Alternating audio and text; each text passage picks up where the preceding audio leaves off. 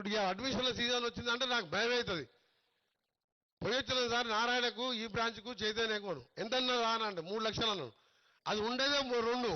ఆయనకు తెలిసి ఇట్లా కోమటండి మనసు అనగానే 3 బాగుంటాడు. మనం ఫోన్ చేయగానే సార్ మంచిది సార్ 2కి ఇస్తా అంటాడు. అసలు 2 లక్షలు దాని ఫీజు చెప్పుడు 3 చెప్తాడు. ఎంత దొంగలంటే వాళ్ళ గురించి ఎంత తక్కువ మార్చాలి అంత మంచిది. నాకు కోపం వస్తుంది. విద్యను అమ్ముకోండి, విద్య వ్యాపారం కాదు. విద్య అనేది నాన్ ప్రాఫిటబుల్. అది యాక్ట్ చట్టం ఉన్నది 25% పేదోళ్ళకు సీట్లు ఇవ్వాలని.